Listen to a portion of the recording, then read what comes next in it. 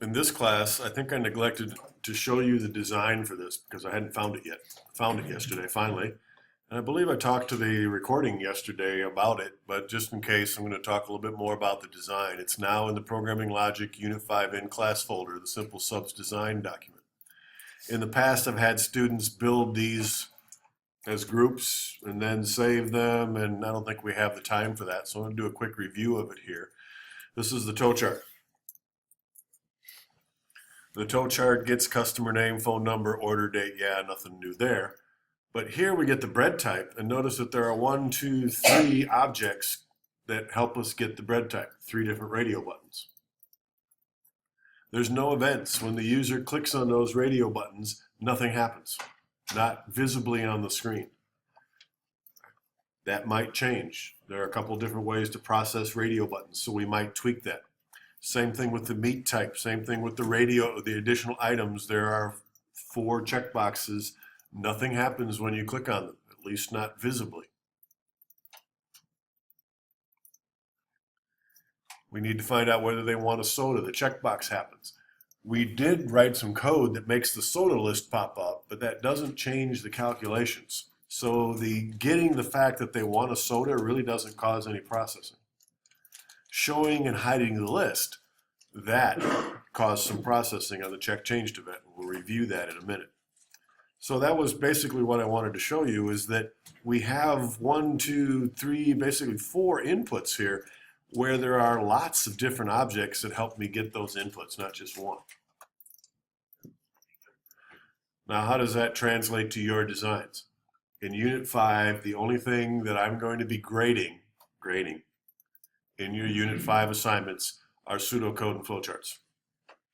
You do not have to do IOPS, you don't need to do screen layouts, you don't need to do tow charts, though I recommend a tow chart to make sure you and I are on the same page for inputs and outputs, but I won't be grading them. So you can email them to me and say, how's my tow chart look? Am I on the right page? I will be grading your pseudocode. I will not be asking you to develop a test plan, as we've already seen with our checkboxes that we did last time. There were 24 tests for 4 checkboxes. That's a lot of test planning. I don't need to see it.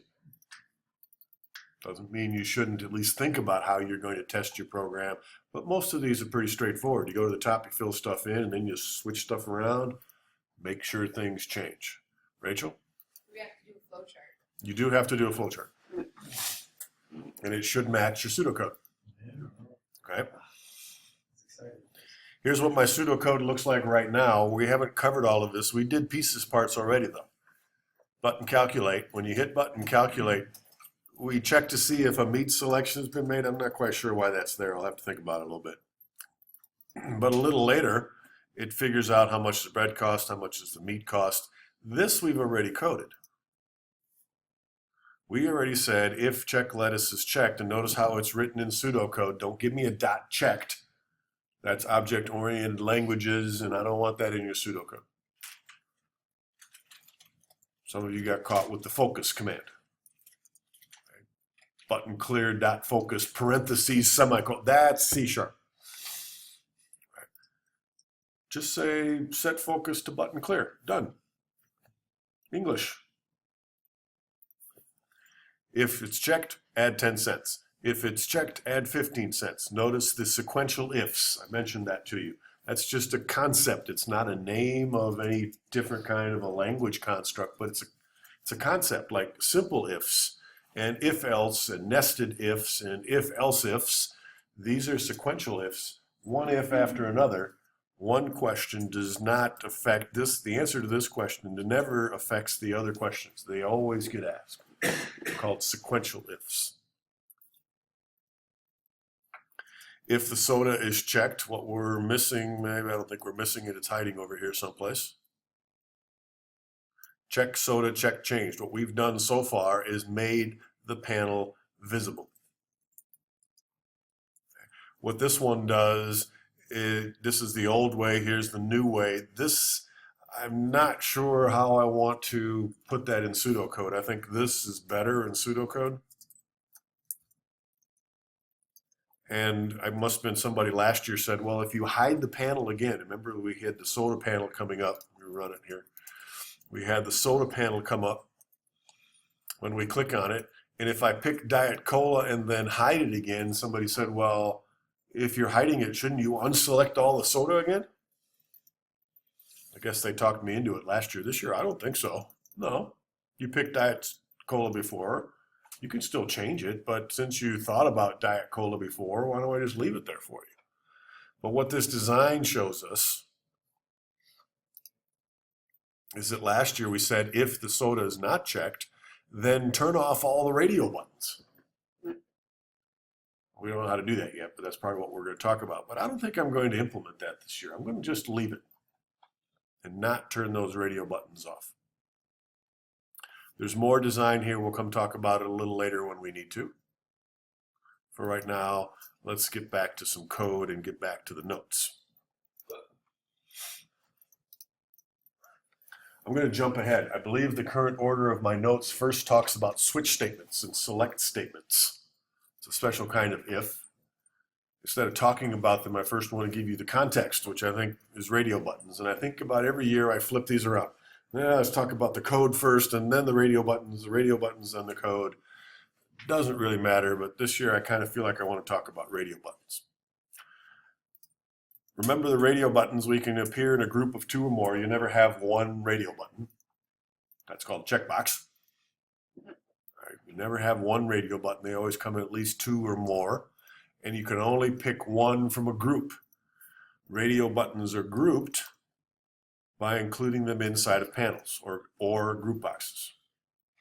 If I didn't have these radio buttons inside these group boxes, they would all be connected. And if I turned on wheat, it turns off roast beef. If I turn on sourdough, it turns off turkey.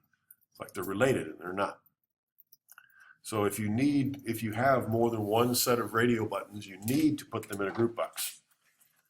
If you only have one set, you can just put them right on the form because the form itself is a container and all those radio buttons on the form are considered related. I almost always put my radio buttons in a group box, put a nice label on them so that this is the bread selection, and it covers 2 things. It makes sure that my radio buttons are grouped and it gives me a description as well. So those radio buttons always come in 2s and 3s. And they always turn each other off when you click on one, the ones in their group. I use either RAD or RDO most of the time.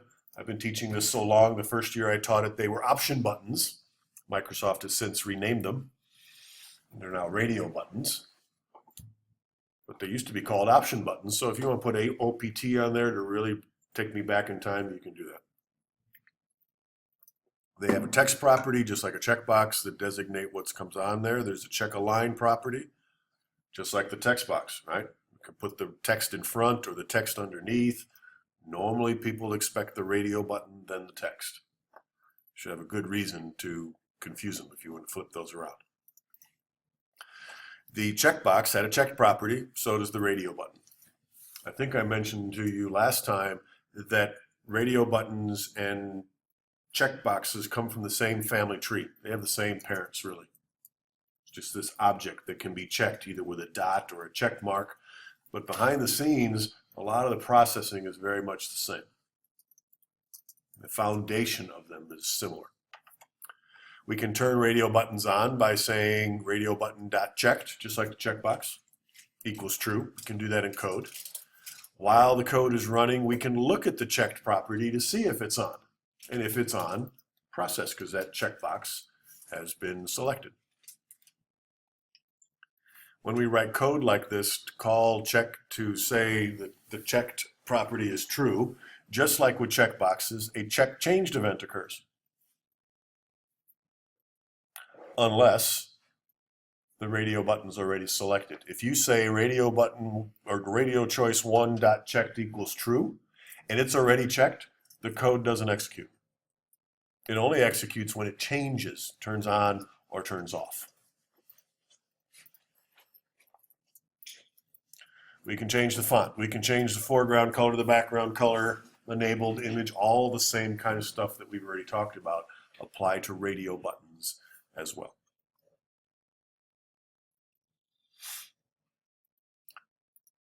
Radio buttons, we usually write code for check changed. though not always right away. Maybe it's later. Maybe it's immediate. It depends. Just like with checkboxes. Some checkboxes, we had ignored them until we hit button calculate. These, we ignored until we calculated, then we added the cost of the add-ons. Other checkboxes, we responded right away by showing the panel. Depends on what you need in the circumstances.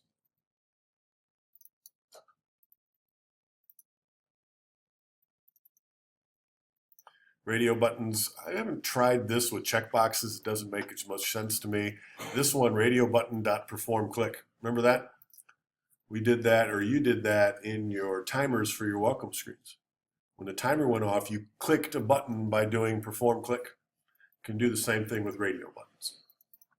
I always forget about that. This is how I check a radio button if I want it to start out. Well, why would I want to do that? Why would I want to start out? Well, maybe I want a default radio button.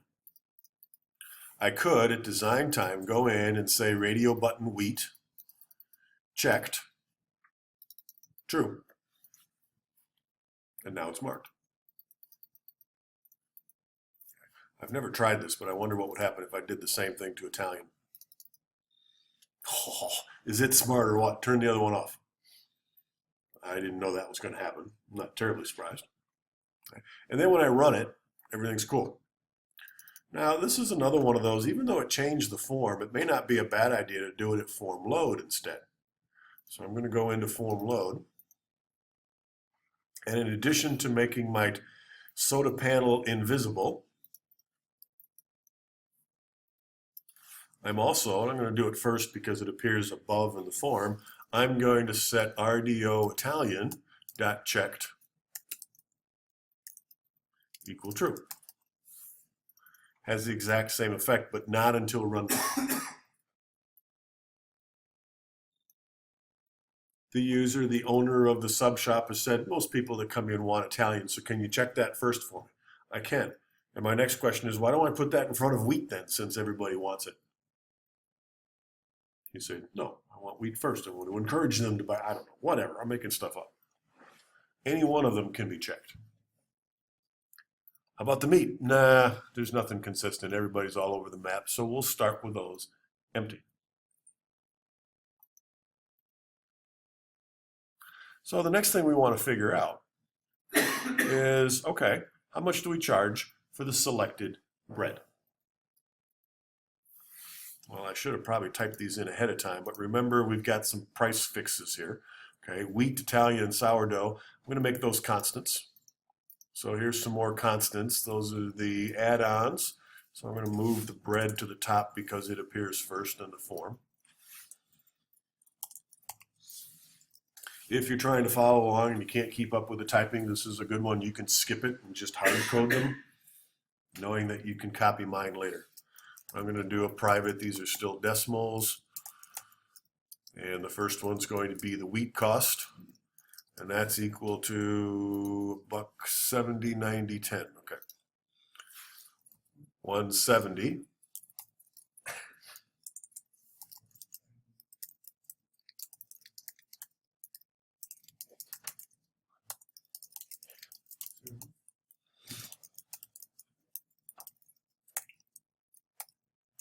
Where do these constants go in your design? They don't.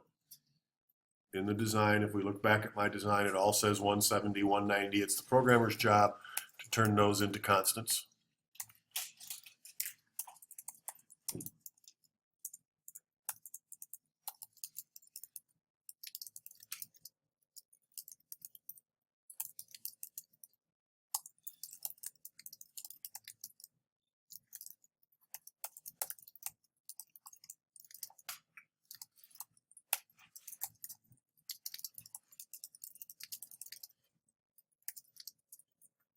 What's wrong with Italian? Oh, I guess it wants an I.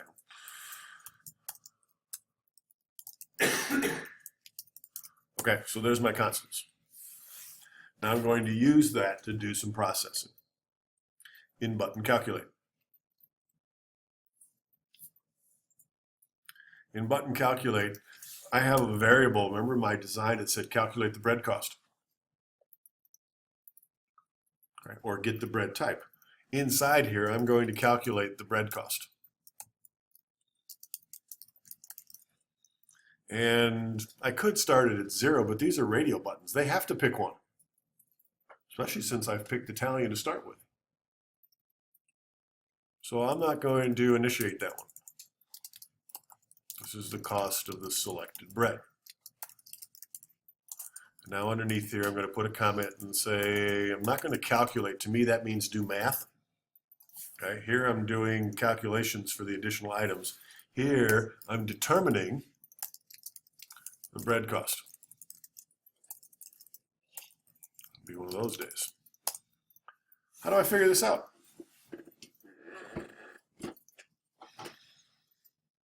It can only be one, right? So let's pick one. If RDO, come on, RDO wheat dot checked. Remember, we don't say double equals true. That's what rookies do.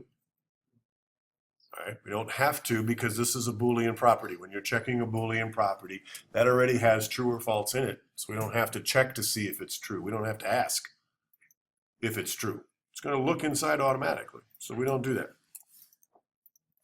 If RDO wheat is checked, let's be good programmers, put in some curly brackets. If RDO wheat is checked, then what? Then the bread cost is equal to the wheat cost. Else, if it's not wheat, what is it? Italian or sourdough? We don't know yet. It's either Italian or sourdough. So, am I asking the same question? We can do an else if. If RDO Italian is checked. Curly brackets. Somehow I got a lowercase checked. Then the bread cost equals the Italian cost.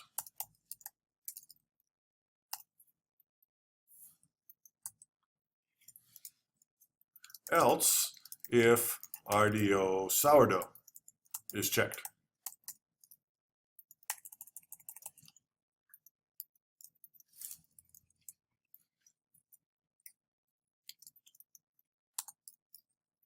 Then the bread cost equals the sourdough cost.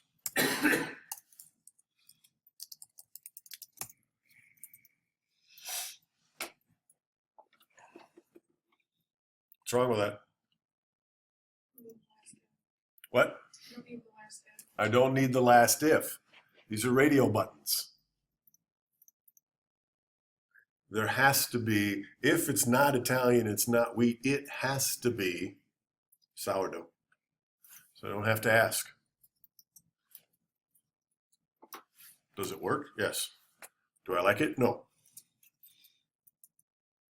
Tells me that you're not thinking logically enough. It has to be. I'm holding a coin in my hand.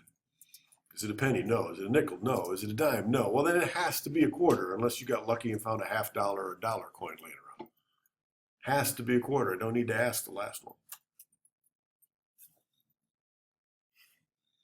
Okay. So now down here, my total price, this displays it. I'm now going to calculate it. Well, then I need a variable for it. I don't have a variable for total price.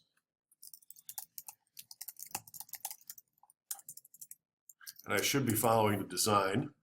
That would be a good plan. What did you call it in the design? Is it called total price?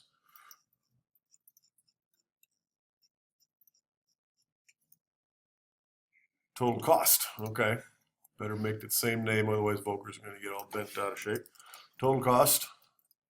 And that is a running total, so maybe I want to initialize that to 0.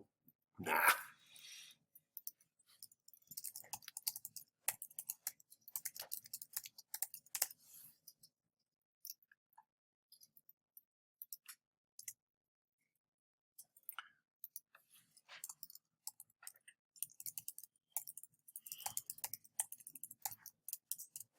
Come on.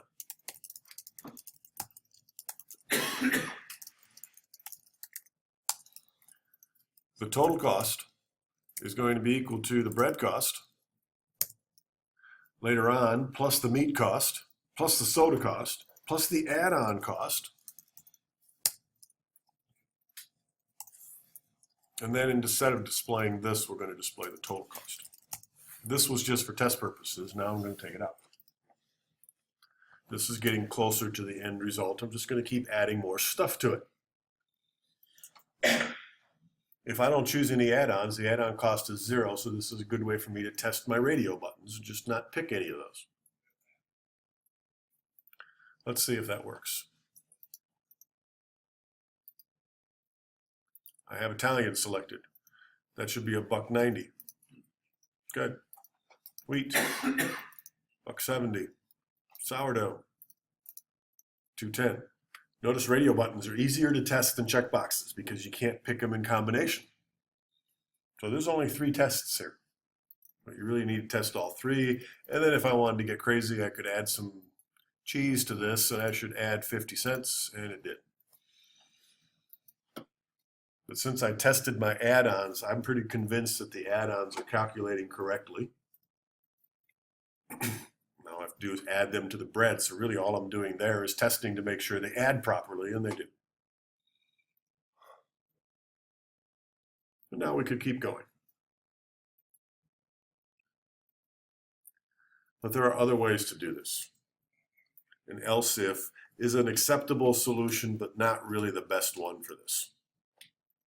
We're really adding or asking one question. Which bread did they pick? But that's not a yes/no question, right? So we translated it into, did they pick wheat? Did they pick Italian? Did they? Imagine if I had 10 radio buttons. I'd have a pretty deep else if, else if, else if, else if, else if here. And that's not terrible, but there's a better way to do it. Questions about the else if? Okay, back to the notes. Now I'm going to go back up here and start talking about the other kind of decision-making process in programming. All programming languages have 2 tools to make decisions. If statements, I won't say beat to death, but we got a nice foundation for. The second, generically, is called a case statement. It's a multiple choice type tool. It allows us to ask one single question, which bread did they pick? And take one of multiple paths. Notice this is not an if statement, is it? An if statement has 2 exits. This has one that branches off into 5, excuse me. We put some variable up here that we're going to take a look at. Bread. Is it wheat? If it is, you go this path. Is it Italian? You go this path. Is it sourdough? You go this path. And there isn't an else. If there's a way for the user to somehow go a different direction, you might provide an else. Those are fairly rare. This is called a case statement generically. Most languages, I don't know of any languages as a matter of fact, that actually use the keyword case as a starting point.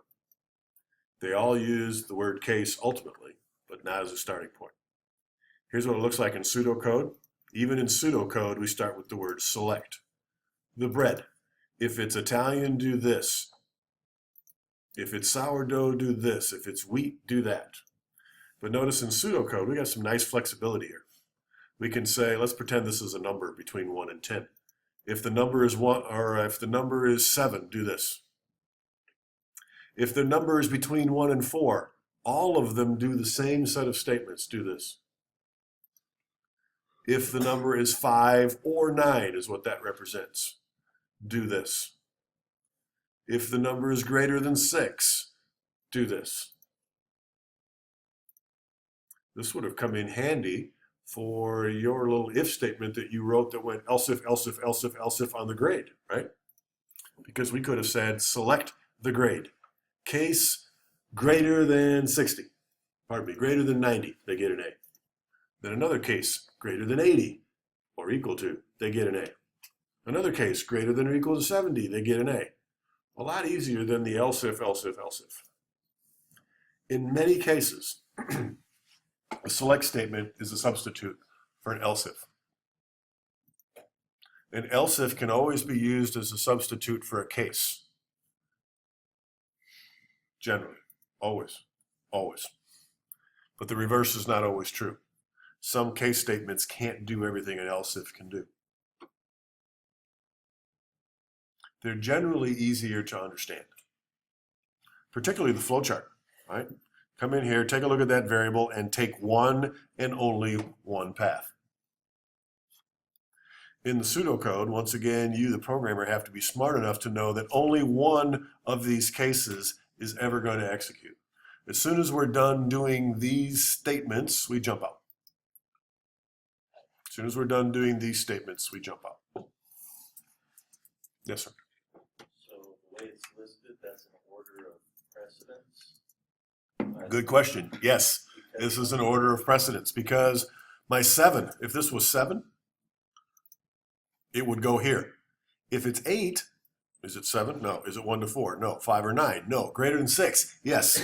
8 goes in here, but 7 goes in there. So the first case that matches top down is the one that executes. Most of the time, it's not a factor. Because most of the time, these are kind of rare. These greater than 6s, these 5 or 9s, those are kind of rare. What's more common is equality. Is it 1, do this. If it's 2, do that. So if you had that case 5, 9, flip with the case greater than 6, if you had a 9, It would do. it would always do the greater than 6. It would never get to the 9 part. That's right. There is something similar to an else. In my pseudocode, I call it case else. The languages, some of them just use else, others use default. I think that's what we're going to see in C#. But this is a second tool to make decisions. You use it when you have one single question. What score did the student get on the test? And 5 different results. A, B, C, D, A letter grades, 5 different results. If you have one question and there's only 2 results, that's not a case, that's an if statement. If the answer is one question, remember my if statement, how many years have you been working here? And then how much did you sell? That's 2 different questions. That has to be done with nested ifs. Can't be used as a case statement. But if it's one question, and there are 5 or 3 or more answers to the question, is that what I said? Yeah, 3 or more answers to that single question, you should consider, you should be using a switch statement unless you come across something that doesn't work, and those are pretty rare. So when you're trying to decide, do I do an if statement or a case statement? That's the logic right there. Is there one single question? Yes. Ooh, could still be a case statement. Are there 3 or more answers to that? Yes. Case statement. Switch statement. If the answer to either one of those is no, it's more than one question, or there's only 2 answers to my question, that's an if statement. So over here, when we did the bread price, that works, but realistically, that should probably be a switch. And I'll show you how to translate it here in just a minute. So that's the concept. One variable, multiple paths, and there can be dozens here. What kind of statements do you think I could put in there? Anything. Anything. Calculations, inputs, displays, if statements. Sometimes when you say, oh, you're in value 2, now I got some other questions for you. It's rare, but I've seen case statements where one of the cases has a case statement embedded inside it. Oh, if that's the case, here's another multiple choice question I need you to answer first. Occasionally that happens. Pretty rare. But the point is, anything, one statement, 10 statements, doesn't matter. One path can do all kinds of stuff.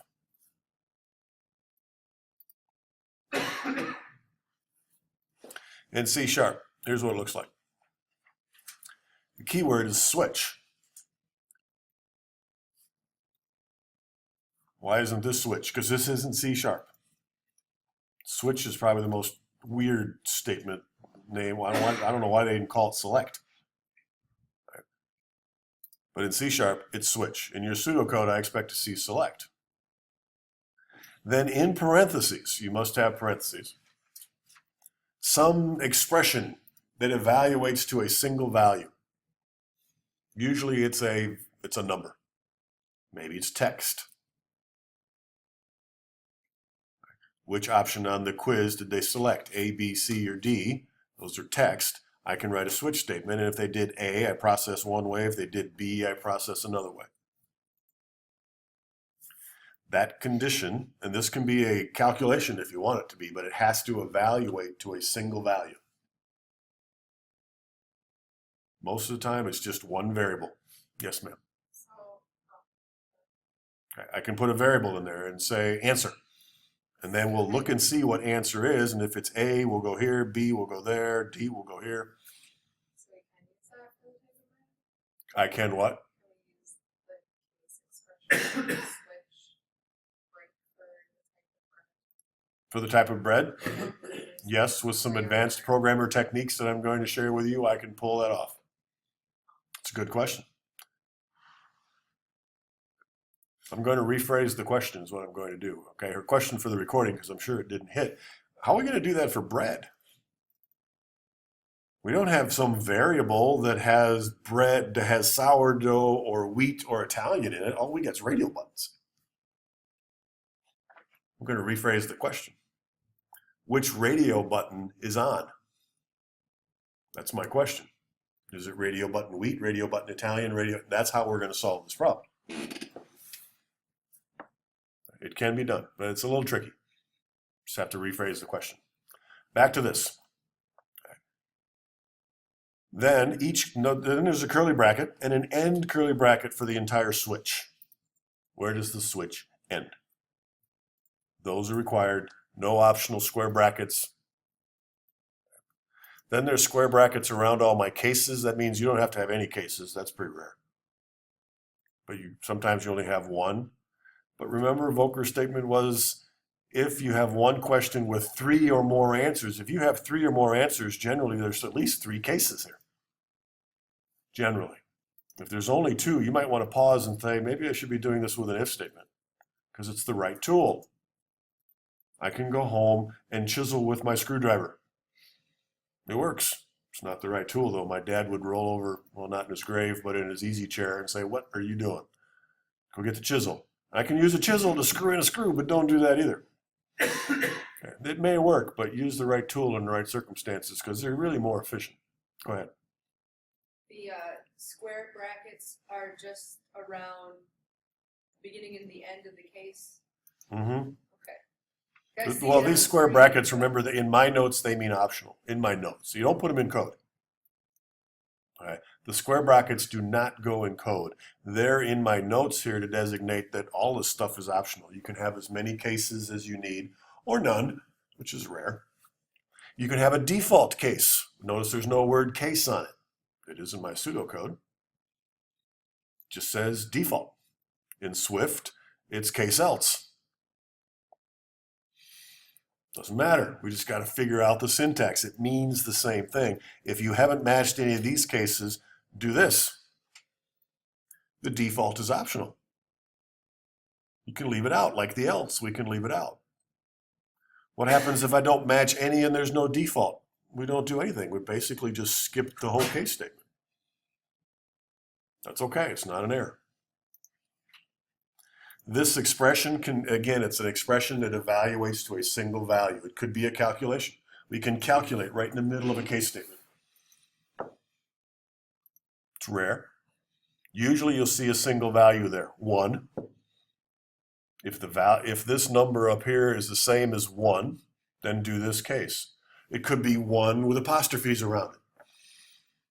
Quotes around it, excuse me. If it's the string, 1. If it's the string A. If it's the string Volker, we can do that in a case statement. What you can't do that we can do in pseudocode is greater than 6. There is no way in C# to say if this value is greater than 6. You just can't do it. In C#, the case statement, and in most languages, the case statement really checks for equality. Is this equal to that? Is this equal to that? It checks for equality. There are a few languages, Visual Basic and I believe Swift, I'd have to go check, where you can say this value greater than that one. Or is this value greater than 7? You can say that in other languages, but not in C#. So even though I listed it in my design, we would have to do some translating here. And in this case, I would probably translate that into an if statement. The case goes away. If you want me to check for greater than 6, because how many numbers are greater than 6? Lots of them. In C#, I'd have to list each one of the numbers. I don't want to do that.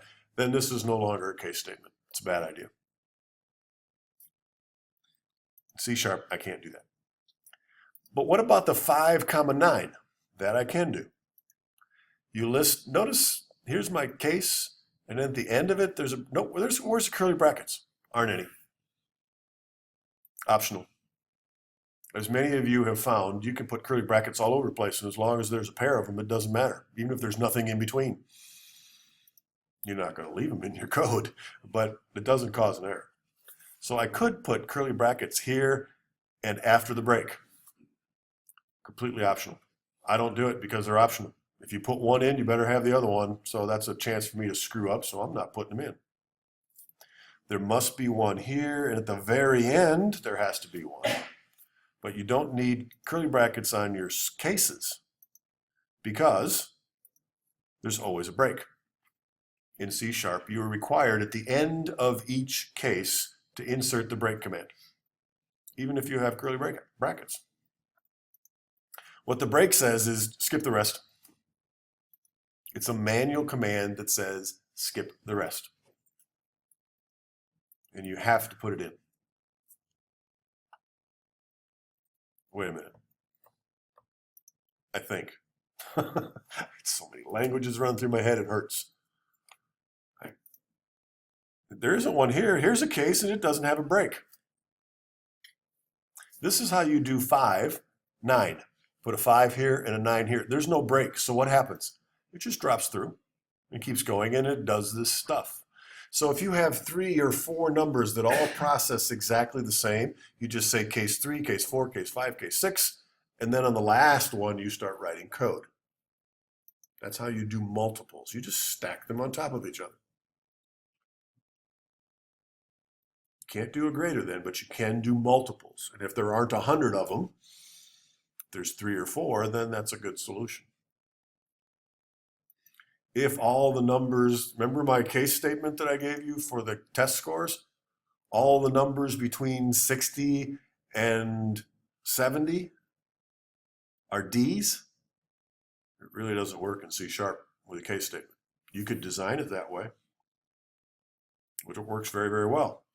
But then the programmer would go, I can't do that in C#, and they translate it into else ifs. Okay. You can't do it. You would have to list 60, 61, 62, 63, 64, 65, 66, 67, 68, 69, and say those are all D's.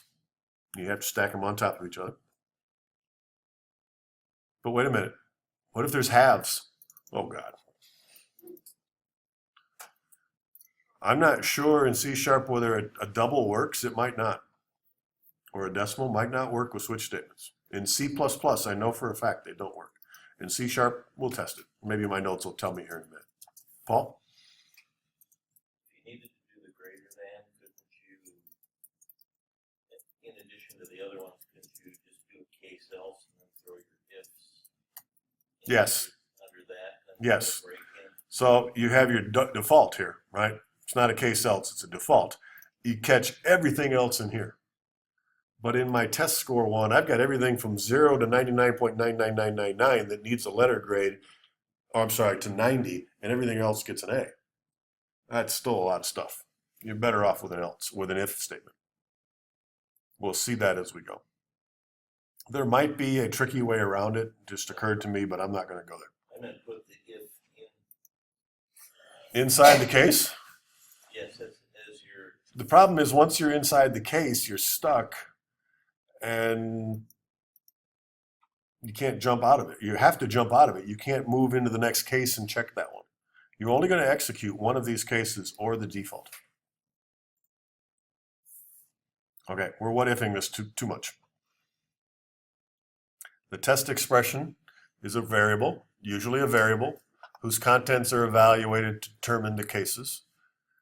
The test expression can only be int, bool, or string, so no, it can't be a double. That's another reason you can't use a switch statement to solve our grade problem, even though it makes sense. Other languages, a switch statement is great. Can't do it here because it's a double.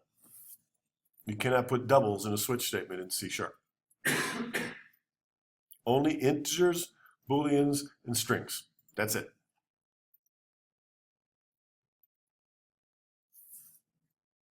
Each case must be followed by an expression and a colon. So we're going to see this in a minute. Here's the word case, expression, colon. It's all part of the syntax. This expression is a number or a letter. I'm going to see some of these in a minute. I should do an easier one. Volker, if you have Boolean, isn't that only two options for the answer? Yes, good. So I shouldn't be using a switch statement, right? Keep that thought. Remember my which radio button is checked? How do I know which radio button's checked? The one that's true. So I put a true in my switch statement. And then I come down here and save it. Good thought, but it does something different.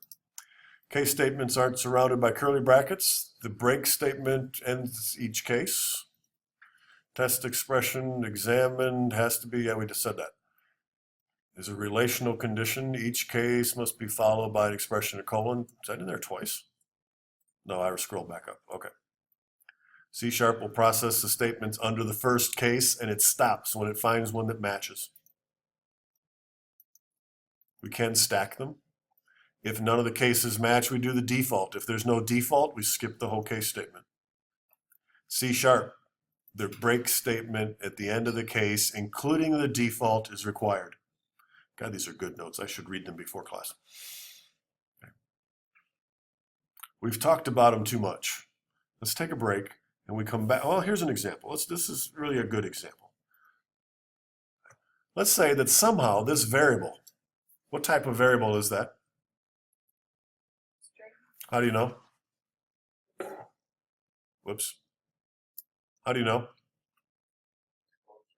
Because the cases have quotes around them. This and this have to be the same type. And it's a case statement. If it was anything but a string and an int or a boolean, we can't use a switch. And nowhere here does it say bad example. Doesn't say that. Okay. So this is either a string, maybe it's a number. Not usually. So this says switch color. Notice the parentheses around the color. Required. Curly bracket, end switch, end curly bracket. Then I say red. That's my case. Is color equal to red? Capitalization still matters. Has to be a lowercase red. Colon. If it is, do this stuff. Change the color of my label to red and break. Break means get out. Skip the rest of the cases. If it's not red, is it blue? Is it green? If it's blue, do this stuff and break. Skip the rest. Is it green? Do this. Skip the rest. What if it's purple? What do I do? In this case, nothing. It's not red. Nope, don't do that. It's not blue. Nope, not green. No default. So I just drop through and keep going. It's not an error. You don't get an error saying, hey, there's no purple. So just keeps going, and it doesn't change the foreground color of that label because we didn't handle purple. I think there's more examples coming here. Here's another one. How many of these things do you want to buy? One. If you want one, put some statements here. And notice how these don't come after anymore. Now they're underneath. That's a design decision. What I normally say is if your case only has one statement in it and a break, you can put them after, like I did up here. This is legal. As soon as you do two things in a case, put them all of them underneath. Don't mix and match. We'll see some examples. So here's what they look like underneath. The case is on a line by itself. If the amount is 1, we're going to do these, whatever they are, and break out. If the amount is 2, 3, or 4, any of those, we do these statements. You can't say 2-4. You can't say 2TO4. You can't do 2, 3, 4. This is the only way to do that. If it's 5 or 6, do these. If it's none of those, come down here. So this is how you stack them. You just stack them on top of each other with colons afterwards. And the last one has the statements, but all of these, 2, 3, and 4, are going to hit these statements. And then there's a break that drops you out. Paul, you got that look on your face again. Okay.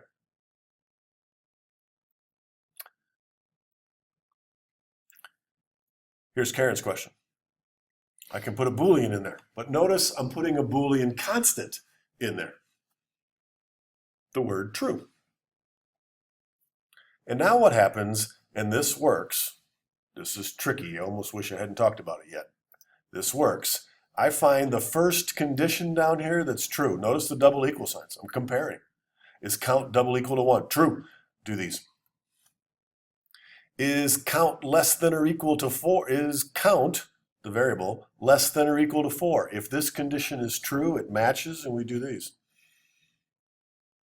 So, using tricky code, we can use less thans. And now I'm back to saying, I could use this for my quiz statements and figuring out what the letter grade is, using this tricky switch statement. Let's take a break. I'll come back and do a couple.